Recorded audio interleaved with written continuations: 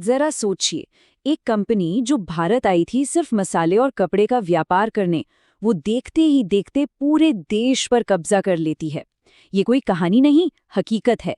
ये कहानी है ब्रिटिश ईस्ट इंडिया कंपनी की, जो एक मामूली ट्रेडिंग फर्म से शासक बन गई। तो सवाल ये उठता है कि आखिर ये हुआ कैसे? एक प्राइवेट कंपनी ने इतने बड़े उपमहाद्वीप पर कब्जा कैसे कर लिया? देखिए, ये सिर्फ मुनाफे की कहानी नहीं है, ये कहानी है ताकत की, सत्ता हासिल करने की। तो चलिए इस अविश्वसनीय सफर को परत दर परत समझते हैं। तो ये सब शुरू कहाँ से हुआ? ईस्ट इंडिया कंपनी की कहानी किसी महल या किले से नहीं, बल्कि लंदन के कुछ व्यापारियों के एक छोटे से दफ्तर से शुरू हुई थी। और उनका मकसद बहुत सीधा साधा था, सिर्फ व्यापार। शुरू में तो कंपनी का दूर दूर तक शासन करने का कोई इरादा नहीं था, बिल्कुल भी नहीं। असल में इसका जो लंबा चौड़ा ऑफिशियल नाम था ना, उसी में सब कुछ साफ था। ये बस व्यापारियों का एक ग्रुप था जिसका एक ही मकसद था, पूरब के साथ ट्रेड करके पैसा कमाना, बस और कुछ नहीं। आज भले ही हम कंपनी को एक बड़ी फौजी ताकत के तौर पर जानते हैं, लेकिन उस जमाने में उनकी रणनीति तलवार की नहीं, बल्कि बातचीत की थी। कैप्टन हॉकिंस जैसे लोगों को मुगल दरबार में भेजा गया था।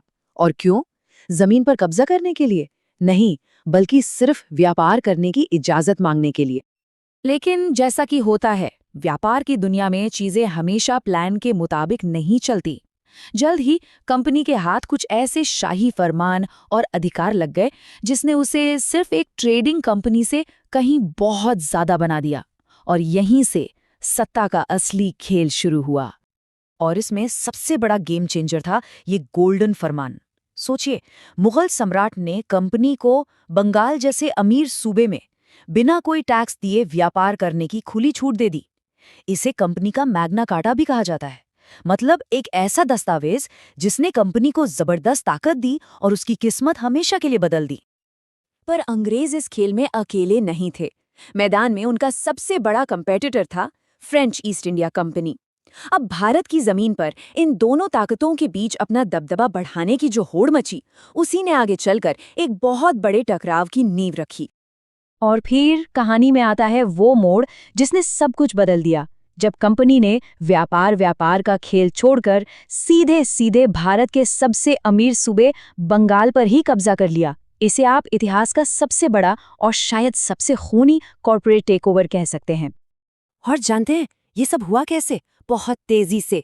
कलकत्ता में एक घटना हुई जिसे ब्लैक होल कहा जाता है। ये घटना आज भी विवादों में है, लेकिन कंपनी को एक बहाना मिल गया। बस फिर क्या था? रॉबर्ट क्लाइव के लीडरशिप में एक सेना बंगाल भेजी गई और नतीजा प्लासी का युद्ध। देखिए, प्लासी की लड़ाई कोई मामूली जंग नहीं थी। ये वो पॉइंट था जहां से सब कुछ बदल गया। एक ही झटके में बाजी पलट गई। अब ईस्ट इंडिया कंपनी सिर्फ व्यापारियों की एक टोली नहीं थी, वो बंगाल की असली मालिक, असली शासक बन चुकी थी। और इस पूरे तख्ता पलट के पीछे एक आदमी का दिमाग था, रॉबर्ट क्लाइव। तो कौन था ये रॉबर्ट क्लाइव? एक क्लर्क से वो कमांडर कैसे बना? चलिए इसी की कहानी देखते हैं। रॉबर्ट क्लाइव, यही वो आदमी था जिसने इस नामुमकिन से लगने वाले बदलाव को मुमकिन कर दिखाया। प्लासी की जंग का मास्टरमाइंड वही था, बंगाल का पहला गवर्नर भी वही बना, और उसी ने भारत में कंपनी राज की बुनियाद रखी। क्लाइव की मिलिट्री स्ट्रैटेजी इतनी जबरदस्त थी कि उस वक्त के ब्रिटिश प्राइम मिनिस्टर विलियम पिट ने पता है क्या कहा? स्वर्ग में जन्मा सेनापति। अब जब देश का प्रधानमंत्री किसी के लिए ये कहे, तो अंदाजा लगाया जा सकता है कि क्लाइव का कद क्या रहा होगा। अब बंगाल जीत तो लिया, पर अब उसे चलाना भी था। यहीं से वो दौर शुरू हुआ जब कंपनी के मैनेजर धीरे धीरे शासक बनने लगे। मतलब जब एक कॉरपोरेट का सीईओ ही राजा बन गया, एक पूरी कंपनी एक सरकार में तब्दील हो गई। और ये बदलाव उनके टाइटल्स में भी साफ दिखता है। शुरुआत हुई गवर्नर ऑफ बंगाल के पद से, जो रॉबर्ट क्लाइव ने संभाला। फिर ये पद बना गवर्नर जनरल ऑफ बंगाल, और आखिर में गवर्नर जनरल ऑफ इंडिया। ये सिर्फ नाम नहीं बदल रहे थे, ये कंपनी की बढ़ती ताकत और पूरे भारत पर फैलते उसके कंट्रोल का सबूत थे। और आखिर में ब्रिटिश पार्लियामेंट ने भी इस पर अपनी पक्की मोहर लगा दी।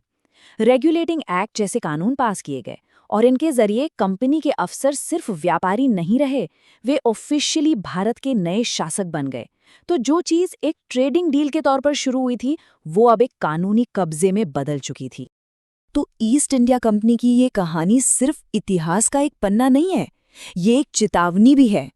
ये दिखाती है कि कैसे एक प्राइवेट कॉर्पोरेशन एक पूरी की पूरी सरकार बन सकता है।